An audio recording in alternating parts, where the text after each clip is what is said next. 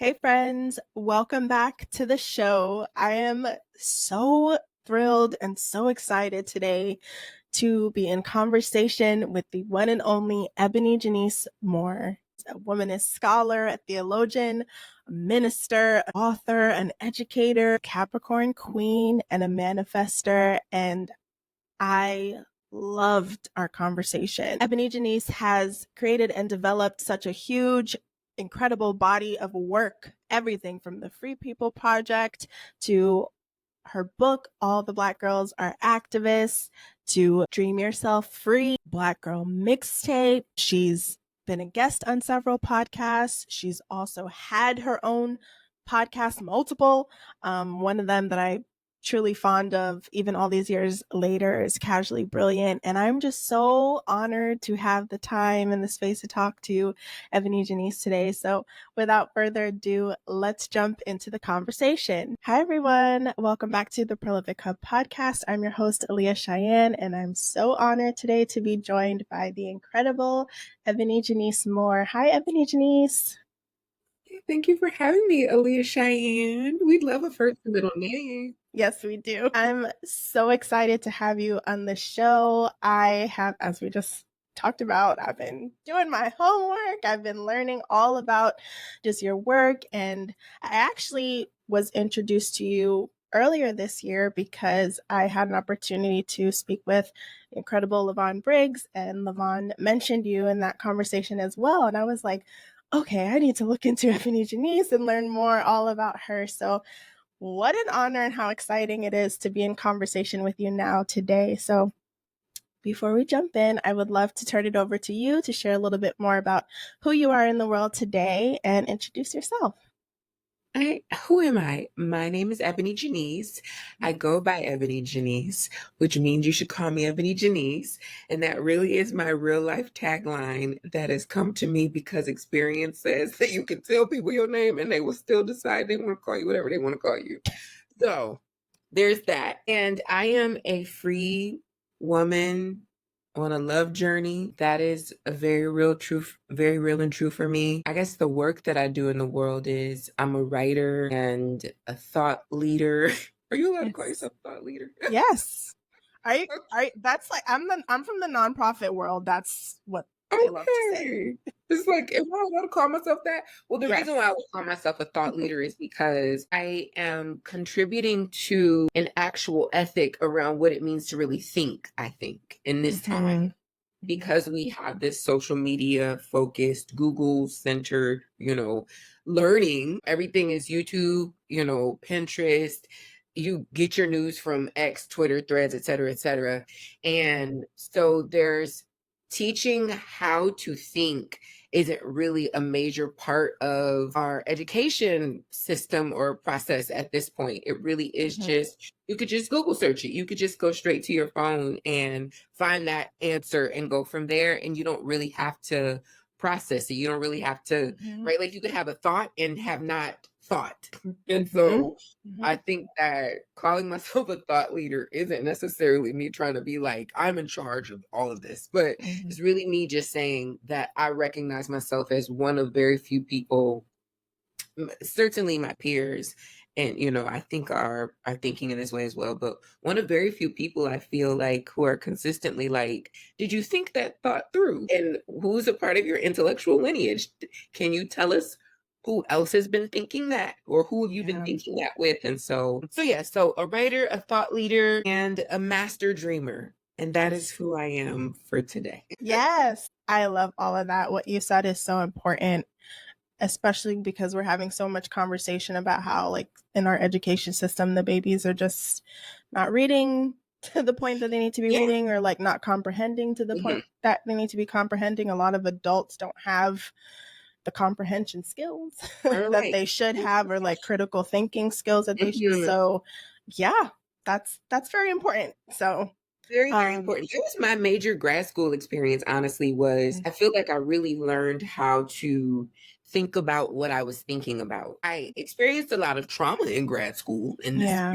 long way space, of course. So, but I feel like one of the most profound learning, experiences that I had was that I did have an instructor who really was like, this whole class is literally not about right answers, wrong answers, nothing. This whole class is about how are you thinking about what you are thinking. And that informs so much of the way that I exist now. So yeah, so many people who just don't have critical thinking skills, exactly what you just said. And I don't even want to critique that, in a super shady way. I really just want to say that. Do you Yeah. know that you can be thinking about stuff? Like, Mhm. you know that you can have a thought and you still didn't think about it? That is a Mhm. thing. So Yeah. let's go, my babies. Let's start Yes. thinking. Yeah. Yes. And so much in this era of just like regurgitating information that we get Mhm. online too. There's a lot of that too. So Mhm. you're doing very important work. Yes. I would love to just dig into a little bit more of your background for folks who might not be familiar with your work, your trajectory. Something that's come up a lot in your work in the past is just your identification around womanism and what womanism means to you. But something that also is so interesting to me is your experience growing up in the Black church, your work as a minister, and just how those two come together. Because oftentimes, I think more women are coming into themselves now and undoing a lot of conditioning. But historically, it's been a little tough for Black women in the Black church under patriarchy, under misogynoir, and all of these different things. And I love that you embody these two different identities as a minister and as a womanist and how those two kind of come together. So I would love to hear a little bit more about your experience in that space. And for folks who may not be aware of what womanism is, for you to Mhm. share a little bit more about that and how those things have shaped you and saved you. I love this question actually today specifically because Okay.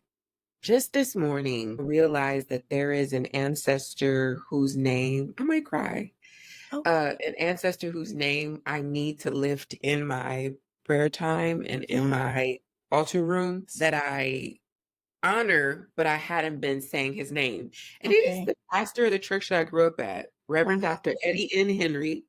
And because Pastor Henry was an older Black man, transitioned in his 80s, and from the South, who somehow never ever made me small. Ever. I literally was born and raised in this church and certainly have, church trauma and, the all the Yes. things that we can say about our experience growing up in the Black church. But Pastor Henry used to let me get away with stuff that I don't know any other elder Black male preacher would have let a young girl just go up and take the mic and start prophesying. Or the way that he never caused harm to me personally. My own personal story is that he never caused harm to me. He was always doing intentional work, I feel like, to enlarge me and to create more space for me. And the other thing that I think is important in the context of this question about Pastor Henry is that I grew up in a church in the Baptist faith, and the Southern Baptist, the Southern Black Baptist kind of experience, even though I grew up in the Midwest, it's a whole bunch of older Black people from the South, right, that are in charge of this, my Christian formation. And the at the time, Baptists were not letting in the 80s, when I was growing up, Baptists were not letting women preach in the pulpit yet. My church was the first church in the city, full of Black churches. My church was the first church in the city that had women in the pulpit. Not preaching, like ordained ministers, not just a special speaker, right? Which is what they would call a lot of the women in ministry, at that time. Like she just every other title, shepherdess, evangelist, every other title, but But yeah. ordained ministry. And so there's something, and that's Minister Ella Pearl McDonald and Minister Marietta Johnson. Like I can remember this very consciously as a very little girl, like seeing these women preaching in the pulpit, and how that impacted me as a young girl who had certainly already been teaching and started teaching Sunday school like 5, 6 years old. Started preaching from the pulpit at like 8 years old, and Pastor Henry was the one who allowed. I'm doing quote fingers, right? Allowed me to, my first sermon was called What in Hell Do You Want? And as a young girl, I really just remember enjoying being able to repeat, so what in hell do you want? Over and over Yes.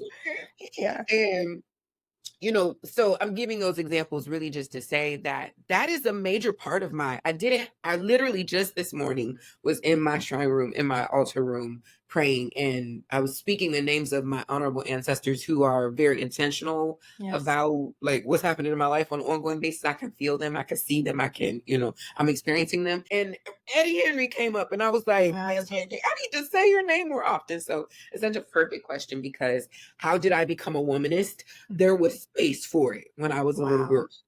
There was space for me to really just flourish. There was space for me to ask questions. There was space for me to, have my feelings hurt and say it out loud.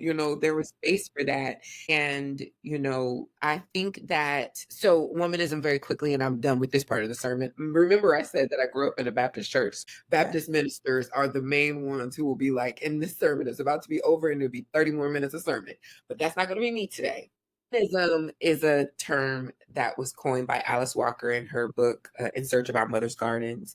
And it's a 4-part definition. It's prose, it's very poetic. A woman is loves spirit, loves the moon, loves dance, not a separatist except periodically for times of health. A womanist will look to the example, says a daughter says to her mother, Mama, I'm going to Canada and I'm taking you and several other slaves with me. The mother says in response, you wouldn't be the first, right? So there's a lot of intergenerational spirit, a lot of stuff happening there. But part 4 of the definition says womanism is to feminism as purple is to lavender. And so a lot of Black women at that time, this book came out in the 80s, a lot of Black women at that time really moved into and leaned into that definition because it felt like calling yourself a Black feminist is certainly appropriate to distinguish that I am not.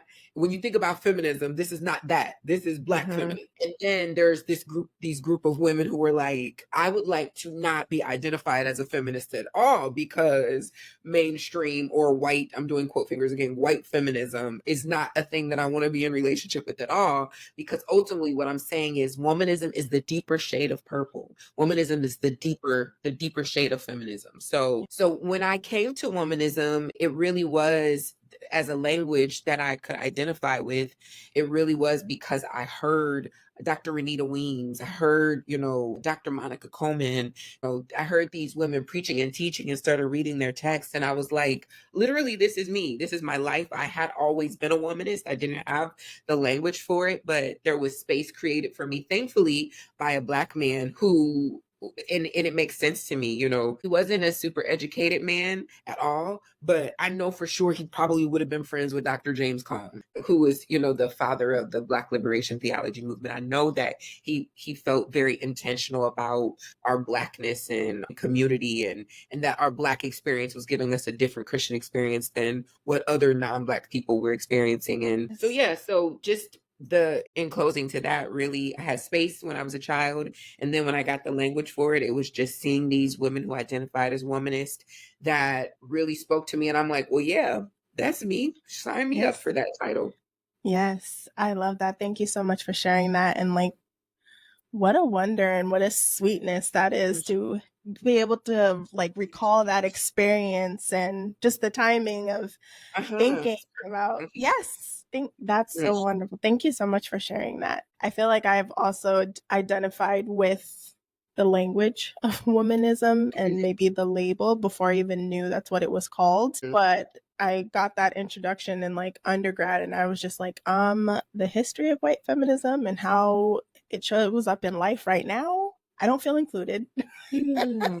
I don't feel part of that. And womanism gave me that language. So I love you sharing that experience. So thank you for that. I would love to talk to you just a little bit more about some aspects of that. So you have shared a number of things. One of the things that you just mentioned is just your altar. And that's language I've talked about a lot on the show in the past. I have a small one. I'm always learning more. But something you've also talked about in your work is just spiritual hygiene, and maybe not in that language, but just around what are the sort of self-care tools or power tools or things that you have in your back pocket that you can lean on to make sure that you're clear and you're focused and you're centering certain aspects of your experience. And I would love to talk to you a little bit more about just that. Some of the power tools that you've mentioned are around meditation. Some of them have been around visualization. And I love visualization. I love daydreaming, all of those things. So can you talk a little bit more about like what some of your practices have looked like for you and how they've supported you along your journey? I am here because of my power tools. Literally, we are spiritual beings having this earth experience. Yes. I can't properly cite where that came from, but I know you've heard that before. Oh, yes. I say that all the time too. Yeah. And so what's important to note is that the spirit is forever. This body is very, finite. Temporary. Yeah. It's very temporary. And so that is number one. The second thing that I think is important to note when thinking about actually having spiritual tools and how important it is that everything that was created by our imagination first. It was created in the spirit first. It existed. You don't even have to have a supernatural like God belief system to understand that in order for something to exist, somebody had to think it. But if you thought it and it didn't exist, that means that you had to use your imagination or you had to dream it, or right. For me, my truth system causes me to believe that there is a supernatural download that even gave me that unction, that idea that, I want to build a car. Cars never existed, but I'm thinking it should have wheels. I can see it. Like, it has to come from somewhere. And so the tool of, if you could get that for yourself, right, that you're a spiritual being having this, earth flesh experience, and understand that as a spiritual being, that every single thing that is first was not, it came from nothing. And then, we created it somehow. Yes. Maybe you didn't create, a desk or a chair or, the bookshelf, right? But somebody did. And then now the rest of us, we just go and rebuild, or, we buy it from the store, whatever. And so think about that as it pertains to your life. Yes. There was whatever is today was not yesterday. And so today you woke up using your spiritual tools, whether you've been using them for good or for not, you woke up using your spiritual tools and you said, I'm going to have a great day. I'm going to, and then you just started telling the day what it was going to be.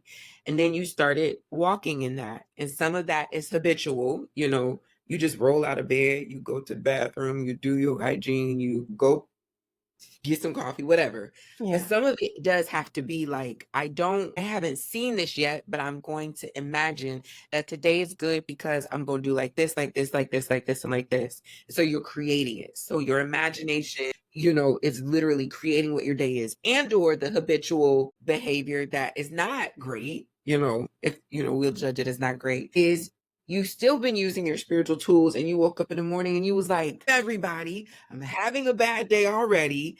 These kids is getting on my nerves. My neighbors making too much noise, whatever. And so you created, it wasn't there, but then you started to create it with your language, and in your imagination, you continue to flesh it out, and you continue to lean into it, and then you felt it. And so your body doesn't really care whether or not your feelings are factual. Your body just cares about your feelings. So your body started having a backache and you got a headache now, right? And so we are creating with our imagination, whether we are doing it intentionally towards our highest good, or whether we're doing it intentionally towards the ashiest version of ourselves. And so often, what you've very likely either seen me say or heard me say is, y'all don't got no spiritual tool. Y'all just wake up in the morning and just be like a blob. Yeah. You don't have anything that keeps you on track towards, continuing to check in with you, right? Because I could wake up in the morning and say, I'm going to have a great day. And then my mama could text me something wild, and I could, and or call me, and just harass me out of my ease. And so what I have to do, because I know that that is possible, is I have to have this little tool called a boundary. And I have to, and so one of my boundaries is that I don't talk at all to people unless I choose to, right? I do not answer the phone. I do nothing before 11 a.m. because, which is, I'll acknowledge the privilege of that. I work for myself, so I can say, like, I got the morning. I give myself the morning. And I wake up really early too, like 5:30, 6 o'clock. Yes. Myself the whole morning to be like, I can ease into my day. I can pray. I can go to the altar. I can do my journaling. I can sit down and just daydream for a minute. I can, have my coffee, my tea, whatever. And that way, by the time, because of that boundary, that way, by the time 11:01 hits and my mama called me to harass me, I'm so seated in myself and the stories that I've told myself and imagined for my day, that is nothing, it's very little, I won't say nothing, but it's very little that anybody could do to knock me out of that, right? Right. So having spiritual tools like boundaries, like prayer, like maybe fasting, like journaling, meditation, visualization, affirmations, romance novels, whatever it is, to make sure that you are fully seated as yourself. And when I say seated as yourself, I mean, you know what it feels like to be like anxious, like tightened up in your body, sitting forward. You're not even fully, but when you're fully seated, and as soon as I just sat back, I just kind of took a little breath on accident. It wasn't even on purpose. It just came up out of me. Like, it just releases from you. So when you're fully seated, imagine what it feels like to live into that, to create strategies for yourself that even sometimes I have alarms go off to remind me, mind your business. I'm so serious. Like, sometimes it's irrelevant, but sometimes that 12 o'clock mind your business alarm goes off, and I'm like, I was over here in my nephew's business, over here letting people pull me into their own stories, or I've been scrolling on social media for too long, and that ain't my business, right? So creating strategies to make sure that I even check in with myself throughout the day around, like, are you still are you still on the path towards what you said you were doing, where you said you were? And y'all ain't got no tools. All y'all got is mad on Facebook every day. We have to do something different. We have to do something better. Yes, I love that. Thank you for sharing that. I think so much of those tools and so much of what you shared really leans into something you've said before in your work. I've heard you say in the past, either on a podcast or maybe on your Instagram, just reminding folks that, like, we are the manifested word of God. And I feel like imagination ties so heavily into that because it's going into that space where we create new things. So I just love all of that. And even just your intention around setting boundaries around your morning and how you lean into your tools to make sure you're setting yourself up for, whatever success looks like to you for your day, I think is so important as well. So thank you for sharing that. If I could really get people to believe that it may be in a saying from Ifa, or it may be some spiritual wisdom. I really don't know exactly the source of this, what I'm about to say, but I've heard it before, that a cup of God, still God. And this idea came from this conversation where somebody was like, do you understand that a cup of the ocean is still the ocean? And out of that birth, a cup of God is still God. And so if you understand that you are a cup of God, so the Bible says, which I pull from many sacred texts, but one of the things that the Bible says is, in the beginning was the Word, and the Word was God. How were you created? By a word. So if in the beginning was the Word, and the Word was God, who are you? Yes. This is not to suggest that you are the almighty creator. This is to say you are a cup of God. You are the literal manifestation of God's word in this flesh, in this body. And so every single part of God's DNA and capacity is inside of you. Now, this human experience really waters it down. So you're so busy being human that you forgot to be a cup of God. Yes. so busy, feeling your feelings, whether they're factual or not, that you forgot your power and authority. If God spoke a word and then things came to pass, you could just look back over your life at all the things that you said for your highest good or for your ashiest self, and how much your word has been so powerful. Yes. You're right. You're unworthy. Yeah. You're not, but if you say so, Yeah. so be it, say to it, right? And so that is such a difficult thing, particularly for those of us who grew up Christian. It's so difficult for us to really process being a cup of God, or even this idea of like, you are the word of, in the beginning was the word, and the word was God, right? There's it could be sitting right there in the text, and you still like, God. Yeah. And that really is a very human cop out, to not be, right? If you're like, I'm just human, God knows my heart. Yeah, God does know your heart, because your heart is God, right? So like your hands, your mouth, your body, a reflection, one singular reflection of a portion of God's personality, of God's being, of God's beauty. And if you don't show up, I'm done preaching. The Bible say that the earth is groaning out with labor pains, waiting for the revealing of the sons of God. The earth is in literal pain, waiting for you to show up, but you're so busy. I'm just human. I ain't Jesus Christ. Okay, but you're you. Yes. So you have the same responsibility as Christ to show up.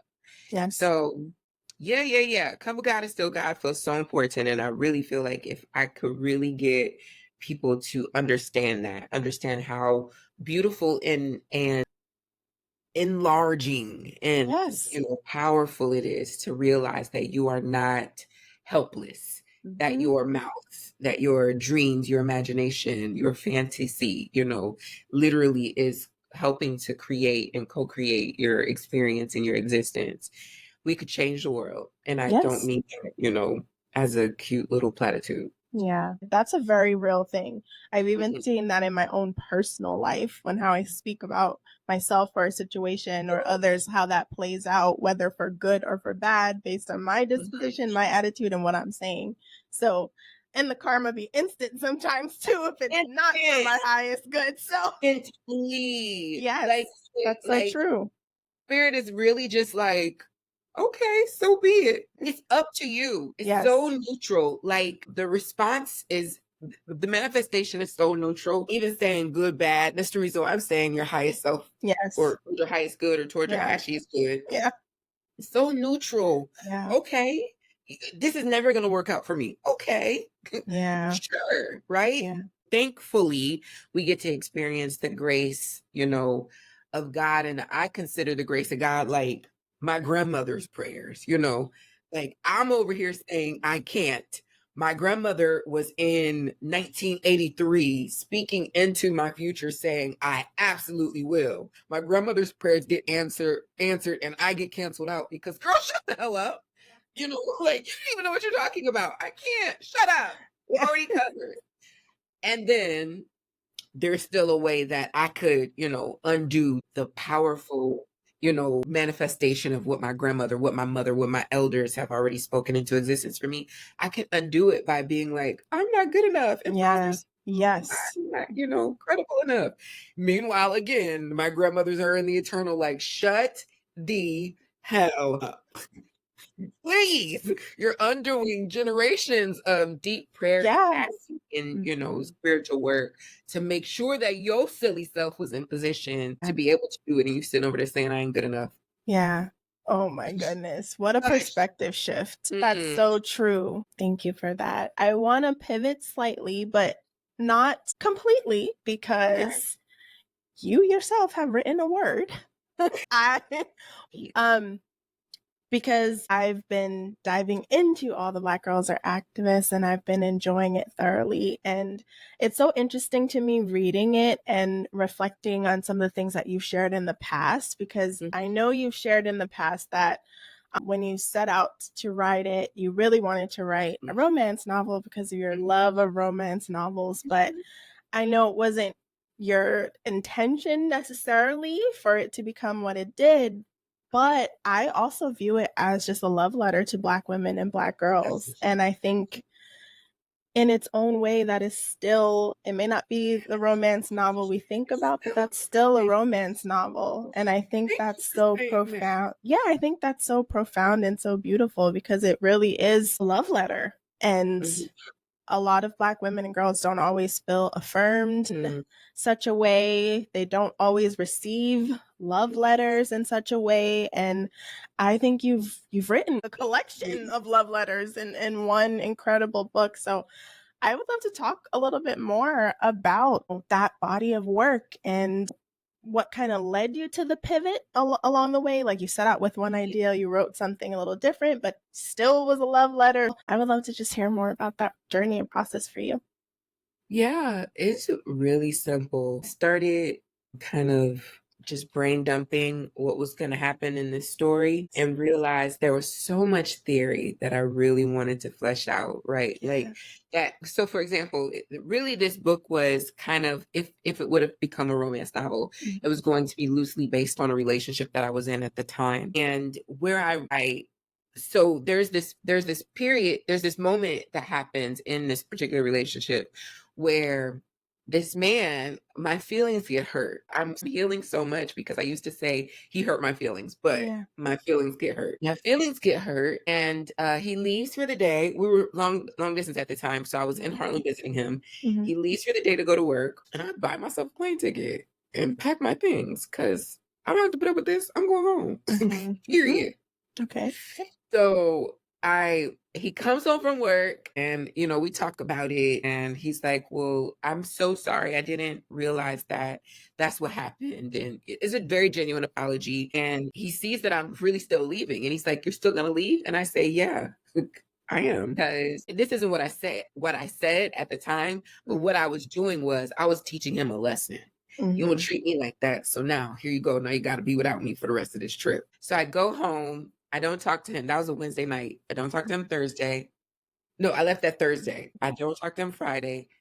It's Saturday morning. I get a phone call from this number. I know it's him, but I deleted him out of my phone because I'm really just that serious about this. And he says, I answer the phone and I'm like, hello, not like I know who this is, like, hello. And he starts talking and whatever. And he's French West African. So it was like this, from Mali, this French African accent.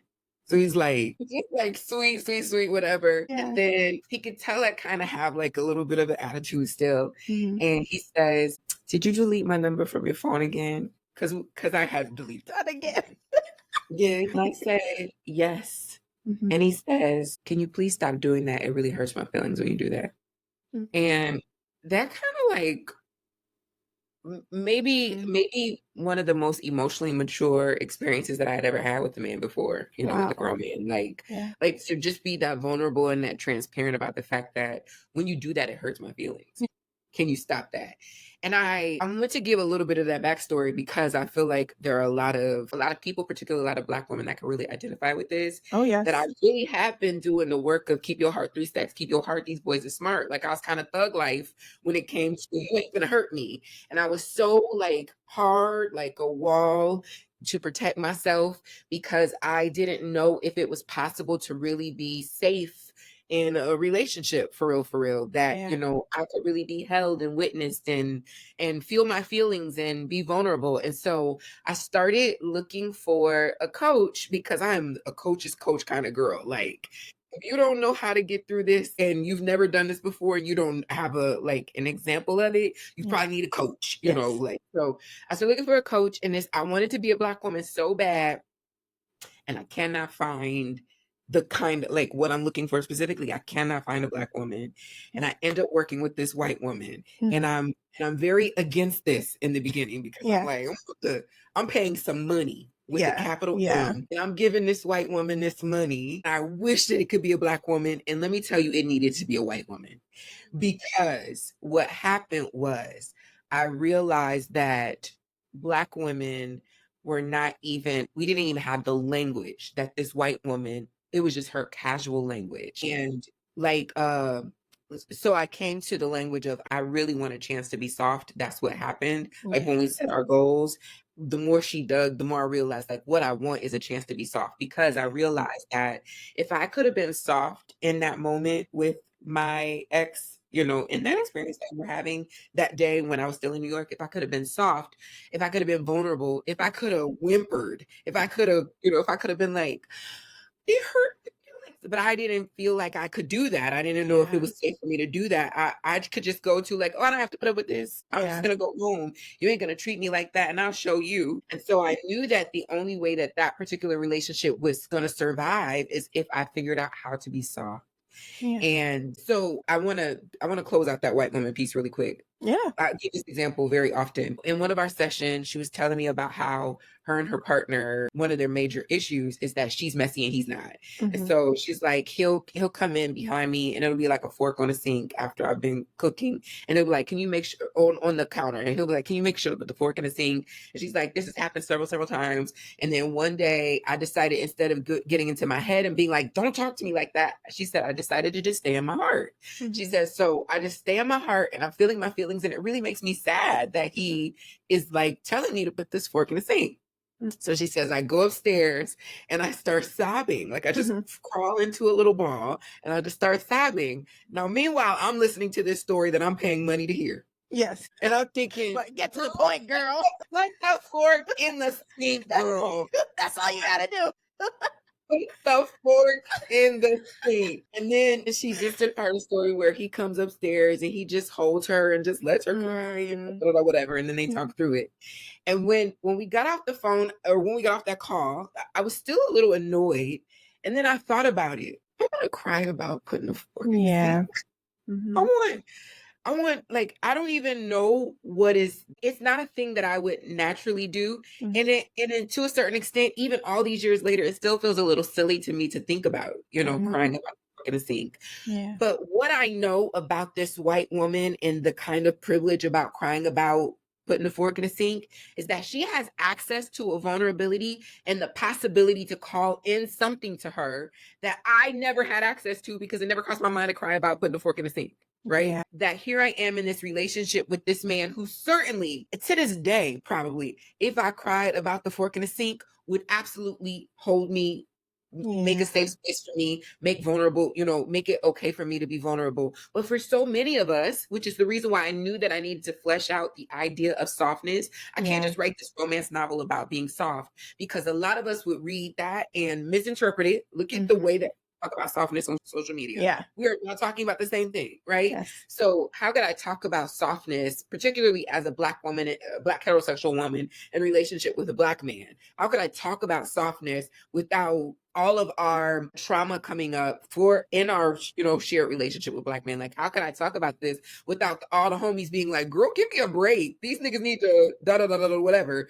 Meanwhile, there is something that happens when I'm fully seated in myself, when I'm doing my regulating nervous system work, that I co-create the possibility for myself to be held, for myself to be being able to be vulnerable, for myself to be able to access something on the other side of my tears that I for generations it's never even crossed my mind that there was something on the other side of those tears, because I'm so socialized into hold it together, be strong, don't be vulnerable, don't let nobody play you, don't be letting nobody play in your face. You a strong girl, you whatever. And so I'm missing out on something over the last before I wrote the book. For the next several years, I really started practicing that. What does that look like? And I discovered just so much beautiful something. There was just something so beautiful. There was so much beauty on the other side of that, and the possibilities, that came for me, not just from a romantic relationship, but just relationally, what happened for me as a result of being vulnerable. I'm done with this sermon. I had to tell my dad one time. Please preach. It's okay. I had to tell my dad one time in the midst of doing this work. And my dad just has a heavy voice. Yeah. And so one day my dad was talking. He was upset about something. He wasn't yelling, but he was just talking hard to me. Okay. I said, Dad, can you not talk to me like that? And he said, you know how I am. You know how I get. And I said, that may be how you have been, but you can't be that way with me anymore. Yeah. And I just grabbed my chest and, put my hands over my heart and I said, it feels really heavy for me. Like I feel your heaviness when you talk heavy like that. It doesn't feel good in my body. And this isn't new. It's always felt like that for me when you talk to me like that. I just have the language for it finally. Yeah. It's on my dad. He still struggle with it, for the record. My dad is not mastered.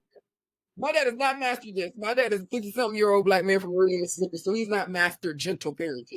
Especially because this is language that is coming to him when his youngest child is like 38, 39 years old, right? So, but now my dad will be like, I'm so Go. hilarious because a little bit is performative, but I so deeply appreciate it because he catches himself in the middle of getting ready to turn up. And even though he tried to be funny a little bit, there is at the very least, he is honoring or working towards boundary of like, oh, I can't go that high because I know how EbonyJanice feels about that. So let me dial it back and I'm gonna be a little silly with it. I love you, daughter. I'm gonna be, and so, but I'll take that over like this heavy, aggressive. It hurts me. Yeah. And what happens when you say that to a 6'4" Nigerian man that you date who looks at you and is like, that hurts you? Yes, it hurts me. Can you say something sweet to me? And now this big Avenger looking nigga gotta figure out like, okay, let me say something sweet to this girl. Well, it really is like literally reforming so many of my relationships and my friendships and my experiences because my willingness to try out vulnerability, to try out softness, blah, had to flesh that out in text before I could just get Black women to believe in this romance novel that it was more than just a fantasy, that you could say to a man that hurts me and that he could possibly care about that, like that is a possibility. And whether he cares about it or not, that I have created this space for softness for myself, such to the point that if he doesn't give it to me, my seed itself knows what it feels like for me to have to get back up. And so that even is new information for me. I'm not living up, I'm living in my seat. But now my body recognizes like, oh girl, you gotta get up here. You can't stay seated right here because you done told this man very vulnerably, I don't like that. It doesn't feel good. And his response is basically, you ain't safe. So we're learning the difference versus, just staying in fight mode. We're learning the difference between being able to actually invite people into our softness and then still, we still posture to Nuck if we got a buck. We don't want to. We don't want to, but if we have to, we will. That's so good. That's so good. Just this invitation to vulnerability, like as you're exploring that for yourself, but also opening the door for other women to explore what vulnerability and softness looks like for them as well, and being able to advocate for themselves in that way, whether that be creating a boundary or just trusting yourself enough to express what's going on with you physically. I think that's so good. So thank you for that particular body of work, but you have created just so much, and I'm just so fascinated by you because you have so many projects and cool things that you've put out into the world. And at the same time, I know you've shared in other areas that you're an introvert. I know from your work that you're a Capricorn baddie. I know that you're a manifestor, like all of these different things. So I can see where just the drive and the ability to like go into the dream space and create comes from. But I also wonder how you just kind of navigate that with more like introverted qualities, because I also am more of a little bit of an introvert. But that doesn't deter us from creating. So I would love to talk a little bit more about that with you. That's why pretty much 90% of my life is in my spirit tools, like why I would create a boundary that I don't talk to people before 11 a.m. Yeah. Because I need to have myself before I can give you. Now, I at some point, will likely get a little husband and maybe some children. And so I don't know that it will stay the reality that I can be like, don't talk to me until 11 a.m. Don't talk to mommy until 11 a.m. is crazy. For now. Until But let me not count myself out. You know what I'm saying? Yeah. Quiet children who are basically Absolutely. You never know. would not surprise me if my children came out like boundaries, Yeah. honestly. Yeah. But so just figuring out for yourself how to, as an introverted manifester, right? Yes. How do I make sure that I have like just copious amounts of EbonyJanice time, and not just, not just scrolling on social media, Yeah. like copious amounts of EbonyJanice time to do like things that really restore me, really Yes. replenish me, and that isn't always, totally by myself. Sometimes I do call my best friend and just say all the most ratchet, things possible. Like, I've been waiting to tell you this, whatever, so that we can laugh so hard that I feel it in my core, right? So whatever that looks like, who are sometimes that is even just as an introvert, it's not that I don't enjoy being around people. It's that I really do better one-on-one in a lot of situations. Yes. So Yeah. like just being with the people, my chosen people, the people that I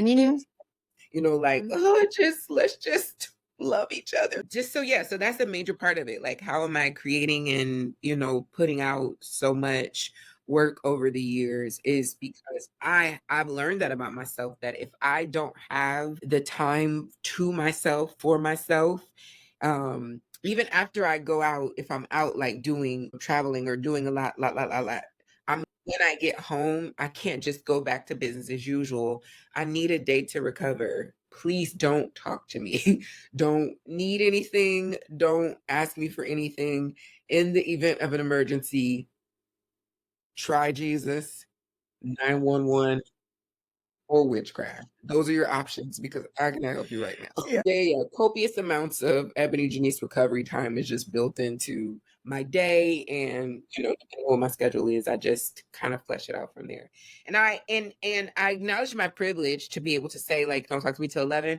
But I also want to say that I've been like this for forever though. Like, when I was like still, scratching and surviving and hanging in a child line trying to figure things out, I still, even at that time, at some point, every single person in my immediate family was living in the same house. We was all grown. I was just out of grad school. All of our dogs and all my siblings' children. So every person in my immediate family was in one home. Because I was the only one that didn't have children, I was the only one that had a room to myself. So I would go in that room. I made this little sign on construction paper that said, recording, silence, please, management. And I put it on the door outside my door. Like, it annoyed them for sure. They didn't know what was going on in this room. They just knew EbonyJanice is in the room with the door closed and the sign is on the door.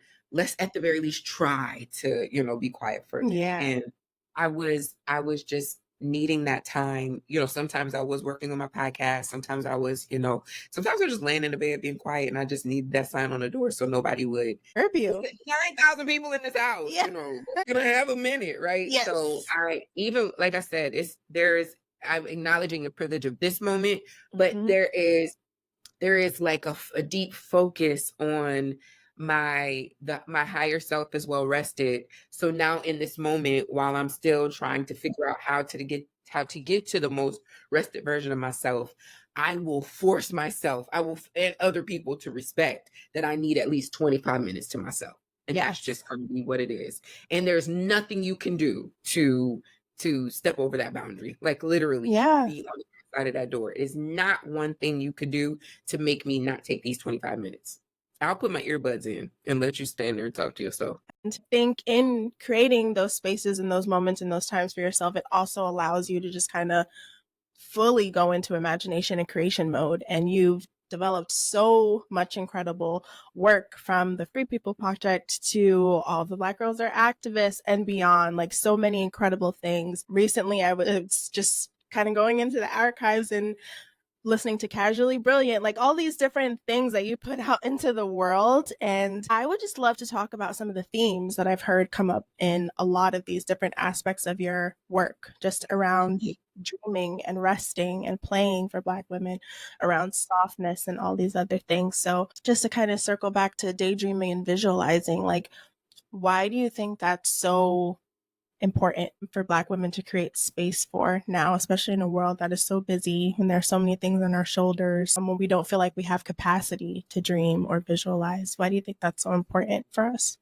Yeah, I came to the language of dreaming as a radical resistance when I realized that everything that I had ever created to this point was from a place of resistance. It was like, this doesn't exist for my family, so I will make it. There isn't anything like this for the Black girls, so I will build it. No one has ever given space for the Black girls to do this, so we will start it. And there's a difference. I started to really think about that there is a difference between building something because of resistance, right? Like think about what it feels like to resist something even in your body, as opposed to what is necessary for me to create something from my highest imagination. Yeah. And as I really started to tap into that, I realized that I had, again, co-created this really incredible, career. And I started asking the homies who are, probably, you've certainly heard me use this language before, some of your celebrated faves. If you could be doing anything, your highest imagination of what you would be doing on a daily basis with your successful self, would you be doing this? And all of them said hell no, or some version of hell no. And it certainly was a hell no for me that I had accidentally become successful, as an educator, particularly focused on anti-racism education. I never meant to be doing that. Like that was totally accidentally. I always say accidentally to that because I've always been about the Black girls and about Black women and femmes. Always, always, always. So how I accidentally, found myself talking to white people about the most bottom of the barrel basic information ever, to be anti-racist is to not be racist. That's the least you can do, right? Like, Yeah. I have no clue. And I found that is the case for so many of us. You can ask your mother how she ended up in her field, right? That even if it is something that she felt passionate about, it is not her highest imagination for herself, and or she's never, ever, ever given herself permission to tap into what the highest imagination for herself was, because the struggle or the resistance was so strong that was the only thing she could think about. I don't even have time to think about that kind of fantastical, whateverness. And so that is how I, come to dreaming, really, is that there's something very radical and revolutionary for Black women who historically have not been able to just be like, this is what I want to do, and the more data I began to collect on this, I would ask that question, in your highest imagination. And you know what the large majority of these Black women would still say? They would still say something that was focused on helping the people. So I realized that Black women still, even if you gave them the language of highest imagination, they still had no capacity to think of themselves, to think of something that just is, this is for me. Now, here's the thing, that's not selfish, because what is for me blesses everybody, right? Yes. Everybody is when I'm well, everybody's well. But I had just no capacity, and for so many of us, no capacity to really fathom, like, I got to take care of myself first. Wait, but my children are hungry. Sit the little kids down, get you something to eat, and then fix them what you're going to fix them, right? Like, there's no capacity to even think about that a more well me is a more well people, right? That a more well me is a more well community, that a more well me is a more well world. And so that dreaming, how could we just continue to go deeper and deeper into that dreaming, and continuing to go, like, you think you have found the highest dream, and then you start to create that, and then you arrive at that destination, you realize, and you ask yourself the question, because again, you're using your spirit tools, you got to have some check-in language for yourself to make sure you're on track. And so very often I will arrive at the destination or close to it, and I'll say, is this a good life? Is this what I meant to do? Is this what I meant to create? Like, is this it? And so often I get there and I'm like, I don't think this is okay. This is closer, but this is not actually what I meant to do. this has been a blessing to so many people. There is a higher version of me that knows that I have something even more profound to say, to do, to be. And I want to be me, actual me, more than I want anything else in the world. And so it is my job to continue to dig into the dream, the fantasy, the fantastical, the imagination, and to trust it, like Toni Morrison said, to trust trust that spiritual imagination like it's the gospel truth. I trust it like it's the gospel. Like, this is God saying this to me, like, oh, something higher, something higher, something higher, something higher. And it's more money, more da da da, whatever. It's that me is richer. Me is a richer, more, profound version, more seated, more whole version of myself. As a result of that, yes, I tend to make a couple extra dollars. The more me I am, the better my finances are, the better my health is. Like, there are all these other things that are so greatly impacted by it. But when I say a richer me, I mean the richer me, like the rich. Think about rich as in like taste. When you taste something that's rich, it's like the strongest taste of it. That's my goal, to be the richest EbonyJanice, that like as soon as I show up, you're just like, oh, this is a fine dining experience, honey.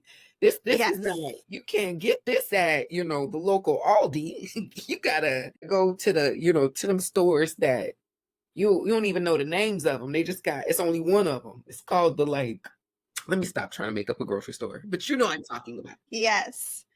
I love that. Thank you for that. You have explored so many themes in so much of your work. I didn't mention it before, but you also have Black Girl Mixtape, like just so many things. Like, I'm so in awe of you. And you've spoken about softness on this show and other podcasts in the past. You've also spoken about intuition, but something that I love when you speak about is credibility and authority. And that's actually how I got the introduction to you. Through the incredible Lavon Briggs, who quoted you and saying, citation makes you credible. And so around that language, but the way you also speak about authority, you've done it in a way that I haven't always thought about. Who created these structures and these parameters to say that so and so is an authority in this space, especially when it's cultural knowledge or historic, So I would love to just talk about that for maybe 2 minutes, like just your sort of thought process around credibility and authority and what that looks like for you, especially in your work, but also what it looks like for Black women showing up in spaces, sometimes predominantly white spaces, where our authority is regularly questioned and challenged. I wrote about this in my best-selling book, All the Black Girls Are Activists, where I talk about this 3-part track that I call The Range. It is my ancestors, my education, and my lived experience is what qualifies me and authorizes me and makes me credible. And so it is all 3 of them, though, right? It's not just one and not the others. It's all 3 of them. My ancestors make me credible. They qualify me. They authorize me because, number one, they've been about it and they still about it. They likely created it. They already done it and ran circles around it. And there's something that I get to know because they're from a scientific, epigenetics expresses to me that there's something from my Medea, my great grandmother. There's something from my Medea that is in my body that, that is a part of me. So that means that there are things that I absolutely know that nobody taught me. Nobody taught me that. How do you know that? As a young girl, before I even had the science of it, I'll go, from a spiritual perspective, I'm just like really tapped into a supernatural knowing, which I think we all have access to. It's really just a matter of I think maybe even too, as a dreamer and as an introvert, because I spend so much time to myself, I have more quiet space to hear from spirit. So maybe that's it. I'll suggest that possibly. But there were things that I would say to my grandmother about her mother sometimes, like just using my imagination. I'm doing quote fingers. I think this is my imagination. Like, Grandma, this is what I think about your mom. Da-da-da, whatever. I could tell her a story. And my grandmother would get emotional. Like, how do you know that? Because my Medea, which is my grandmother's mother, what they call her Medea, my Medea transitioned when my mom was a little girl. So how would I know anything about this lady? And my grandmother would just get immensely emotional. Like, that is my mother. Like, you are telling me about my mother right now. And so I'm using that as an example to say that how could I know that How could I know those things? And then if I could just use that surface information to know that there's something that I know about my great grandmother that I couldn't know because I didn't know her face to face, that there is information that's downloaded to me that ain't even just mine. I'm using my knowing about my Medea, about my great grandmother, as an example to say that if I could know things about her, then I could know things that she also knows. And therefore, there's no one that can tell me that I'm not credible because I didn't study that thing in order to learn it, or I didn't go to some institution external from myself or my family or my genealogy, right, to know it, that I know it. So my ancestors authorized me, my education, which is formal and informal education, right? My education and my lived experiences. So there is a, just data that I'm collecting on a daily basis, right? There is a language that I speak, that there is a certain demographic of people that speak that language. It's called Black girl, right? And so our shared lived experience makes us credible, right? White institutions would say that it would more often than not, particularly from a cultural anthropological perspective, say that it is better to have someone outside of that group of people do the study and then produce the data. But usually the person outside of that group is a white man and or white man adjacent, right? It's not us that can say,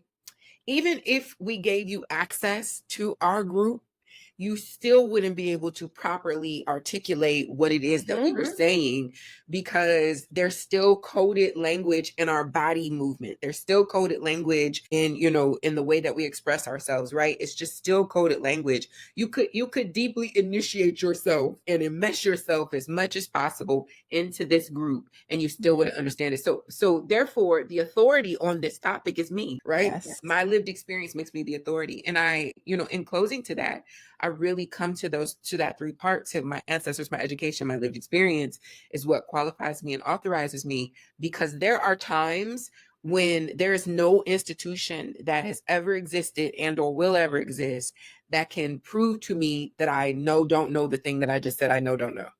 There's no one. And to say that I'm not credible because no one said I'm in charge of this information, I will certify you, authorize you, make you credible, is literally just white supremacist delusion, which is language, of course, that I got from Sonia Renee Taylor. It's just a white supremacist delusion. And I even lean into the language of authority, because I remember hearing my pastor of his church I used to go to years ago. We were having a conversation about something that was going on in my life. And he said to me, like, with energy, who authorized you? And that voice comes up in my head so often when somebody's trying to say a Black woman ain't credible to do, or can't do this, or shouldn't have space for this. Who authorized you? Who put you in charge? Who agreed? Who said? Now, maybe somebody did, but it wasn't me. It wasn't this collective group of people who were being excluded from this conversation. We didn't agree. You know why we didn't agree? Because we never even had a vote. We never had any say so. So it's really important to kind of, in the deconstructing and the decolonizing of your own intellect, it's really important to just ask the question, who said that was the way, the truth, and the light? Like, who said so? And once you arrive at who said so, ask yourself the question that queer theologians, Zan West asked us to ask, who does it benefit for me to believe it that way? Okay, who authorized you? Okay, I see who authorized you. Now, let's see, who does it benefit for you to be in charge? Who does it benefit for us to believe it the way that you say so? And if it doesn't benefit the least of these, then ain't nobody well. So in that, how much more could we really be walking into our authority if we understood that it's hella people out here saying they in charge of some stuff that none of us, given the chance to really think this through, we ended where we started. Giving the chance to think a thought through. Yes. None of us would agree that you're really in charge. None of us would agree. So therefore, there has to be some other track, some other mechanism through which I get to filter my authority. And I will do that in a holistic way through my ancestors, my education, my lived experience. Those things are what make me credible. And I dare you to tell me I'm not, because you don't know my grandmother. You don't know her mother. You can't tell me that I know that factually. How can you tell me I don't know that? I'm not I'm doing, right? So there has to be theory, ethic, and practice. So the ethic, my code of conduct is that I would be in integrity and I won't cause harm to anyone with information. I won't just make up something and say, this was revealed to me, right? But there are some things I know that there's the only way that I can know it is spirit. And so spirit got to be a credible source to cite then. And that's just down in that food. Yes, I love that. Oh my God, that's so good. And I love the way that you just uplift your grandmother and everything. And you've said in the past too about your work, like even crediting her wisdom, which I think is so beautiful. And I love the way you talk about just ancestral knowledge and said in your work in the past, just being a good steward of your life now and planting seeds now, basically, because one day you too will be an ancestor. Y'all better be properly citing me. So you got to practice it now. Practice your citing now, right? Yes. See how I just did that? I could say something that maybe many people have heard, and I still, white supremacist delusion. I got that from Sonia Renee Taylor. I have that knowing. So I always bring her into the conversation. I always bring Emma Jane Baxley into the conversation. I always bring the people who I'm learning from and they're with, or who are depositing their knowing into me, into the conversation, because, and I use this example often, you would not quote Toni Morrison without citing Toni Morrison. You wouldn't be out here just willy-nilly, quoting lines from Beloved, acting like that was you. So why do you do it with me? Why do you do it with your mom? Why do you do it with your cousin? Why do you do it with spirit? Why don't you cite the source? Stop waiting until we're your ancestor to say, now you're worthy of citation. Cite me now, nigga. Cite me now. Exactly. Yes, I know I'm definitely citing you now. Thank you for all of the wisdom that you are sharing and all of the work that you're doing. And it was such an honor to have a conversation with you today. I would love for you to let folks know where to find you, where to support all of your great work. Yeah, I'm at EbonyJanice everywhere. EbonyJanice. EbonyJanice. Instagram, Threads. I guess those are the places where I'll be saying stuff. And then my website is EbonyJanice.com. So it's just easy to join my newsletter. As an introverted Capricorn, one thing I'm never going to do is ever spam you, because I unsubscribe every Monday from things that are doing too much in my inbox. So I will never be doing too much in your inbox, but the newsletter is a really dope place to just find out about miscellaneous stuff that's happening first, right? The newsletter is always going to get it first. So those are the ways to kind of like, comment, and subscribe. Thanks for joining my YouTube channel. Yes, I love that. And I will make sure I link everything in the show notes. Thank you so much for your time today, for your conversation. This is really great. Thank you for these beautiful questions. Thank you. Thank you.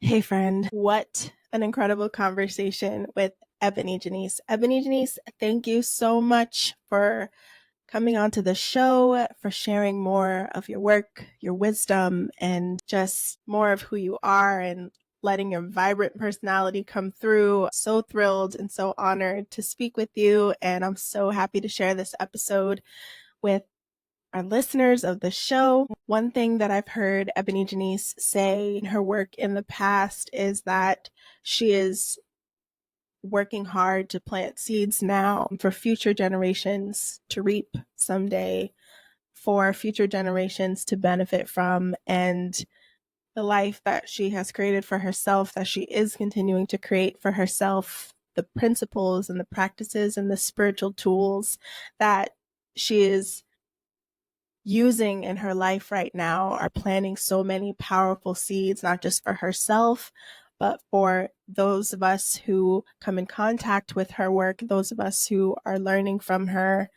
And that is even having an impact on all of us. And I think that's so powerful. I think living your life with intention and striving to be a good spiritual being, having a human experience now, and someday becoming a celebrated ancestor is so just important. And I'm just so thrilled and honored to have had such an incredible conversation with EbonyJanice. And while we were offline, she gave me such a lovely compliment about just the time and the intention that I put into our interview and into this conversation. It was so affirming and so beautiful. So thank you for that, EbonyJanice. If you were inspired or touched by today's conversation, highly suggest that you check EbonyJanice's work out on her website, on her Instagram. Everything will be linked below.